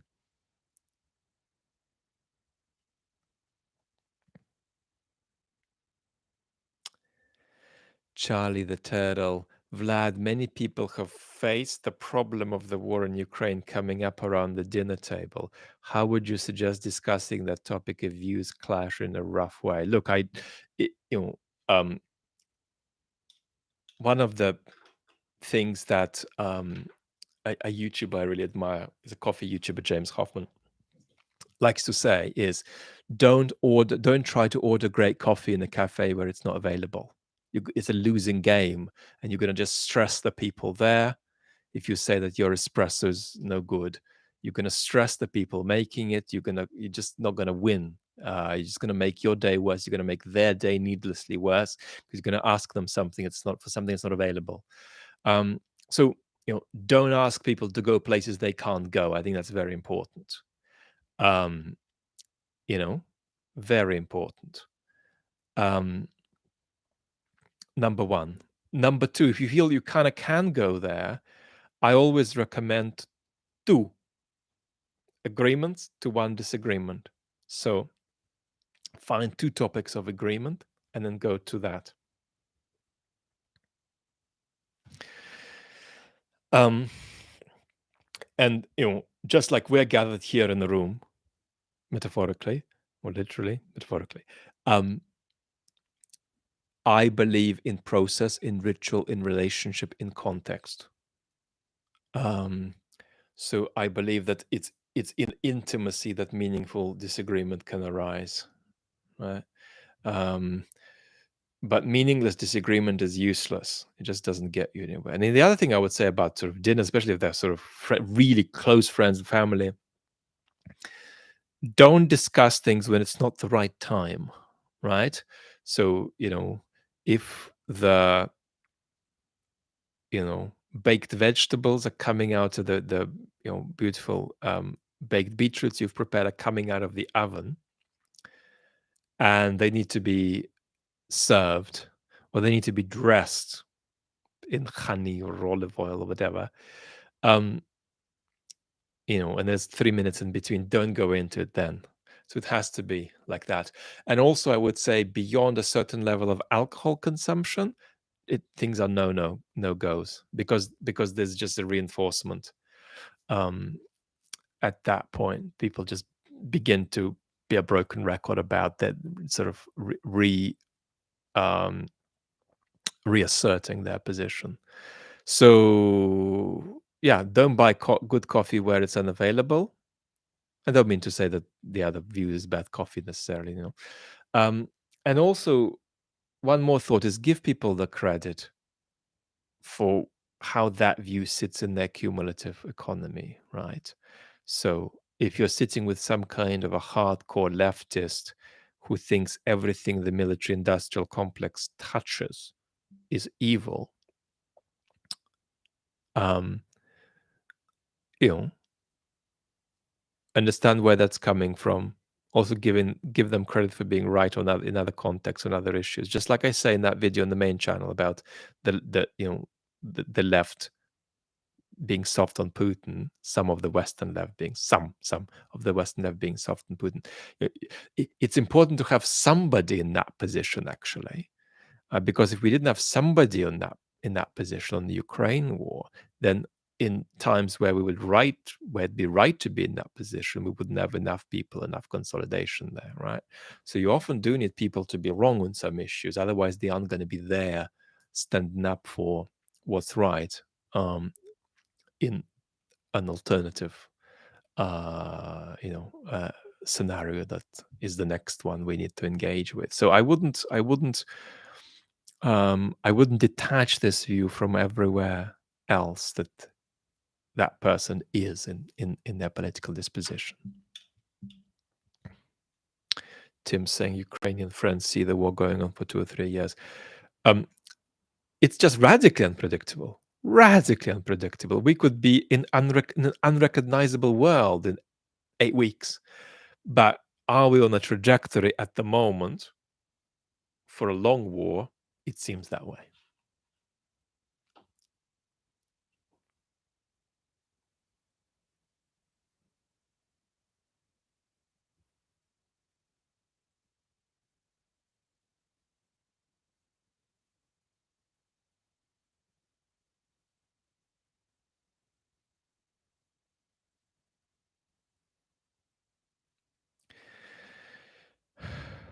Charlie the Turtle is saying, I asked a question about the dinner table and politics, because of an observation I've had that geopolitics can affect a household on the other side of the world due to our global interaction.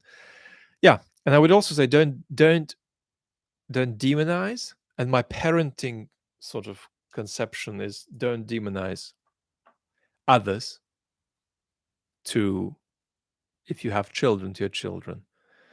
That's very important. There's a lot of demonization happening, and we gotta be better than that. And you might think, well, how can you say that? Ukrainians are getting this and that, and how can somebody not support them? Well, easily, as you can say. So we gotta be you know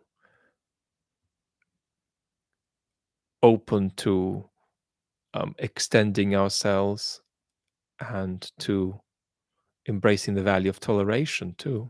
Toleration is a negative value. It means living and maybe even engaging with something you don't like.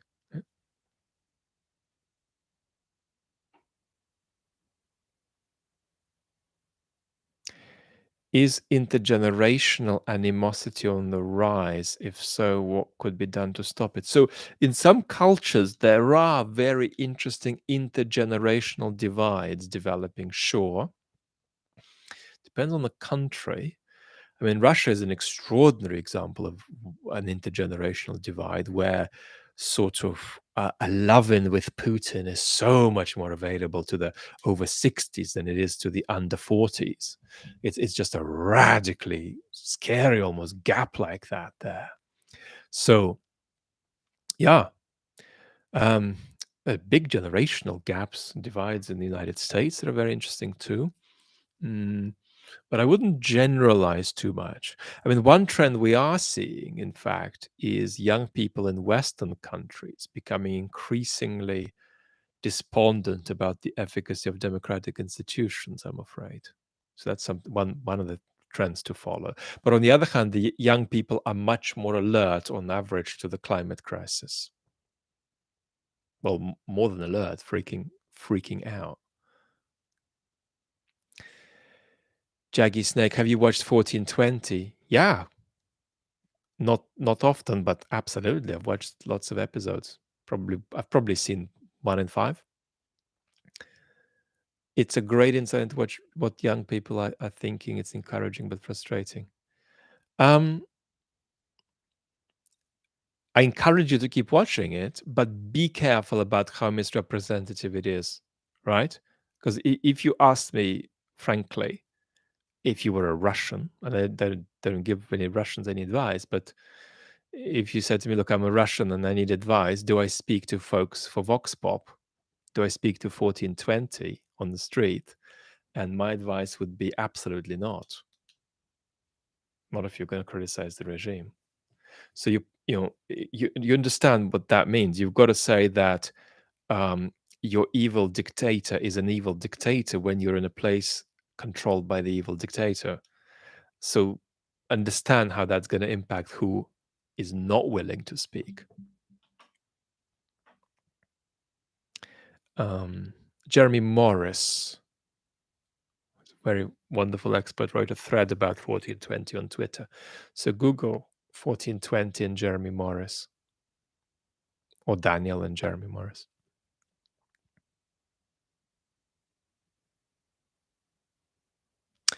So we have gone on 145. Yeah, lots of people in this community absolutely love 1420. I'm just saying you've got to put a couple of filters in place quite wisely in the way you receive what you're seeing on the screen. So I would say sort of think about it more, reflect more on what's on the screen, what's not on the screen. Marcus, I won't delete this video. That's so beautiful of you to ask. It was I had a real clicking sound on one of the other videos that was so frustrating. I thought if somebody's sort of newly coming here and that's what they get, that's really going to be stressful and put them off. I thought unless it's absolute exceptional content, I'm going to take it down. So just press delete it, which I very rarely do. In fact, I've only done that once, but no reason to delete anything here. I think we haven't had any sound disasters.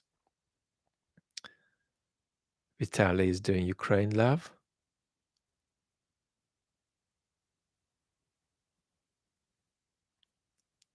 So we have had, now I don't know how many we've had. I'm aware of one case of somebody speaking, I think, the Deutsche Welle on the street in Russia and getting arrested for it, for things they said. The authorities later watched the footage. So it's really, really, Tim, thank you so much. It's really, really a thing. So, yeah. It's hard for me to give you an answer what I would do because, I've never been a Russian citizen. I have deep empathy, but I don't have Russian political emotion, right? I don't have anything to do with the Russian opposition. I'm a Western citizen psychologically. My political emotion about, I don't know, what happens in Germany is 5x more than what it is but what happens in Russia, or what happens in Britain even more so. So I've got to be slow about giving an answer in terms of what I would do. But if I were a Russian citizen, if I were a Russian politically, psychologically, and I were in that predicament, I were based in Russia, I'd probably not answer anything on the street. I would say if I'm going to speak out, I'm going to do it on my own terms, but not on these sort of arbitrary terms that could sort of be uncontainable, unpredictable, and so on.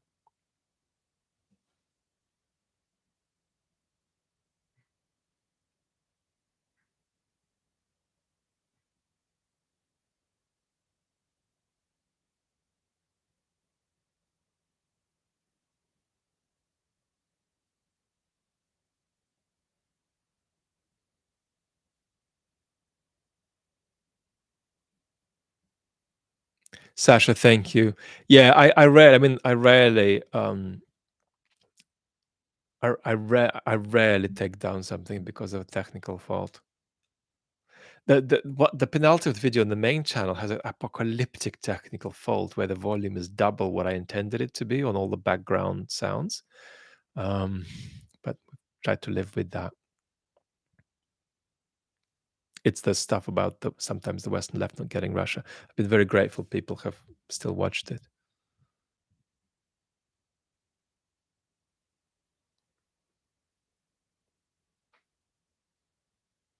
No, and it's hard to quantify risks. I mean, even with such an unpredictable regime that is drifting, into new waters all the time. Nobody really knows what their levels of risk are. I mean, we've seen a lot of terrible things happening to oppositional Russians in Europe recently, as a sort of pattern of poisonings. We've got to follow that closely. So nobody, we don't know what their policy is. It's not like there's a clear line and they say, well, X, Y, Z are no-nos, but CDE are allowed.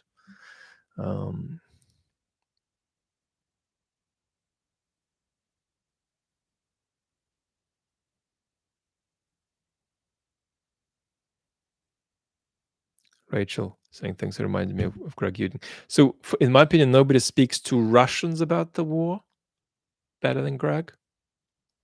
And he is 1983 born, 2 years younger than me. Now, of course, he's healthy and so on, but beautiful. What a beautiful job he's done. He speaks with social imagination, intellectual clarity, sometimes an excess of emotion, but also style of his own.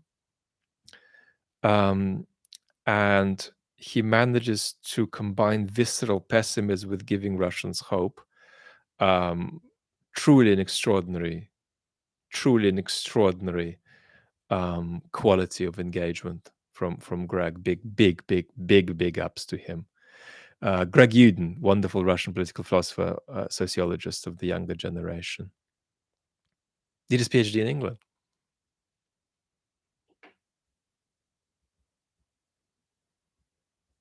Frank, send me what video editing. I do not use any video editing software on the chat channel. It's literally my phone.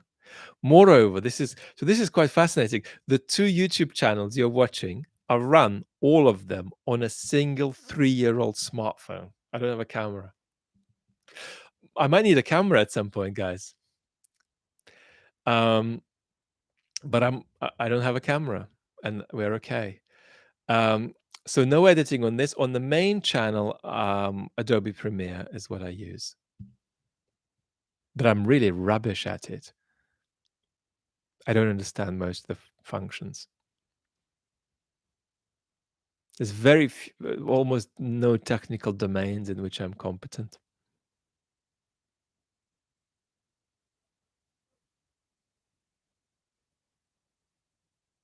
The giant channel innovation coming soon, everybody. So I'm after 3 years, I'm gonna get a new mobile phone soon.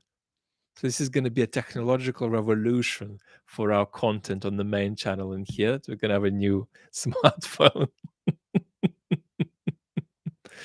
Yeah. Yeah, I mean, people have told me it's completely insane to film on, but not on the camera, given that we have a channel with 150,000 subscribers.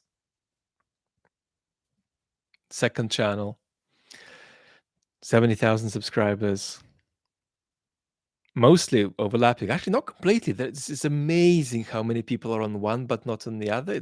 There's quite a lot of people on chat who are not on the main. It's really interesting. Even though I try to break that, I want the algorithm to think they're the same thing, but it never quite does. But people have said it's mad. But the problem is I'm working with such limited hours when I'm well enough to do things that this business of the memory stick into the camera, the memory stick, the card out of the camera into the computer, transferring the blah blah blah. So these little things I'm just genuinely trying to just focus on what matters, economize time on the technicalities, and sometimes it's what I do on the chat channel is actually really egregious. I use the front camera. So when I record a main channel video, I just, my phone is facing me with its main camera. But on the chat channel, I'm mostly, because I want to see that I'm looking at you and I'm not out of shot, I record it on the selfie. So it's a 720. It's not even, yeah, it's not just not 4K. It's not even 1080p. And that's how we mostly speak. But of course, if you properly funded this, if you sort of said, Vlad, unlimited amount of funding for your project, yeah, I mean, I would have a personal assistant to help me. I would have an editor. I would have people that do everything except the stuff that matters for me, because you know people are dealing with 16 waking hours in which they can function, and I have 3 to 4. Um, so it is, speaking of very minor miracles, is a bit of a minor miracle, this conversation.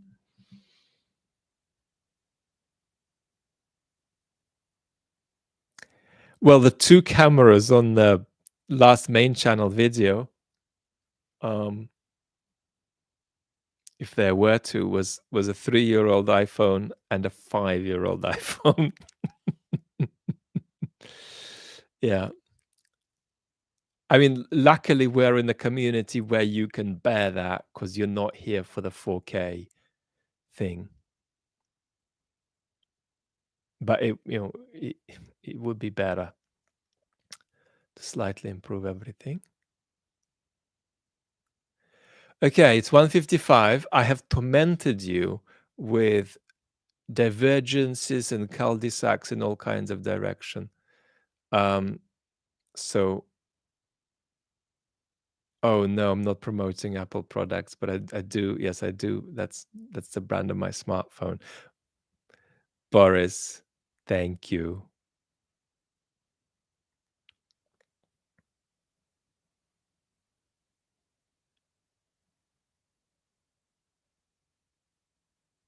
Philip, do I practice dream yoga? I have views about meditation. Because of my health, meditation is a useful management technique. But because of my health, it's hard for me to sit up and do meditation, because if I'm well enough to sit up, I'm probably well enough to do some work. So I do lying down meditation. I have views about meditation. I've meditated twice a day for 19 years. So if I had 17 lives, I'd write a book about meditation.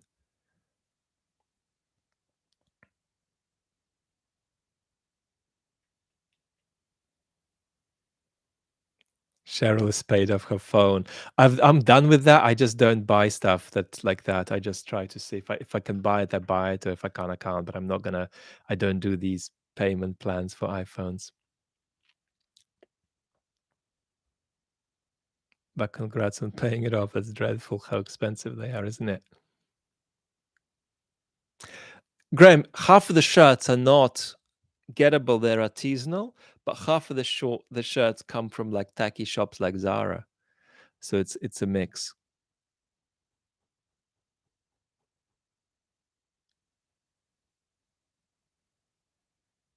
And beneath the camera, I've got some kind of a huge stack of, again, repeatable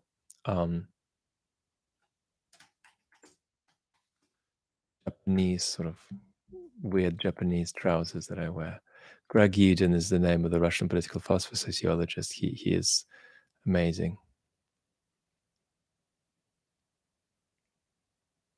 Yeah, it's just I do have a big fat light here.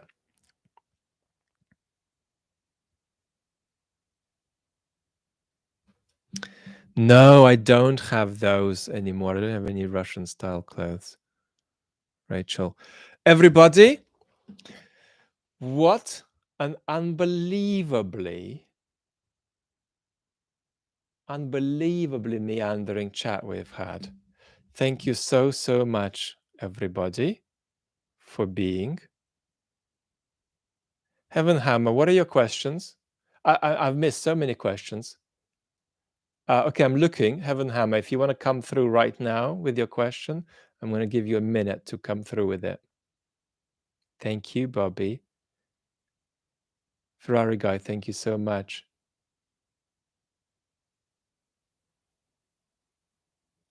Julia, yeah, I never talk about this. We are hugely German. We are USA first, Britain second, could be Germany third. I mean, USA is the biggest chunk, about 25%, 30%. But yeah, we are quite we are quite German here. We're Canadian also, and we're Australian quite a bit. And then like little dips and dips and dips and drops of different bits of Europe. Um, and we have almost no Russians or Ukrainians, which makes sense because that's not who I'm addressing. Um, they're very welcome, but that's not the you know the, the it's your concerns I'm thinking about when I talk, even when I don't talk about your country. Yes. So there was a moan from Heaven Hammer. If that moan was at me, I want to see the question that I've missed repeated. I'm not seeing it, not seeing it, not seeing it. Maybe next time then. Okay, Marco, last question. Frank Semi, thank you so much. Marco, last question. Will this conflict spill out? There's a very big, good chance that it won't, maybe even a likelihood, but a marginal likelihood. Like it's not a 99% likelihood. So there is absolutely a possibility that this conflict will spill out still. And we can take these things for granted because it just looks like it hasn't, so it won't. But that's not how things work. So absolutely, there is a possibility that this conflict, spins out. James says, many of us look forward to your every post. You've become an expected and important part of our day. Enormous gratitude for that. Enormous gratitude for that. And that's what I try really hard to establish, a relationship where it's not based on me making an argument for a certain position, and then if you share that position, you come back. That's the sort of the real opposite culture of what I want to build. So I'm very grateful if that ever comes through, and you feel that we're not gathered here because of making arguments, and I want you to turn up because we're going to agree with each other and gang up on all the people who we think are wrong. So R3N, 0 saying really enjoyed the philosophy video earlier. Thank you for your talks about democracy. Much more to come, much more to come. And part of the reason of this sort of subdivision of channels, just final remark, is I want to respect your time, and I don't want to.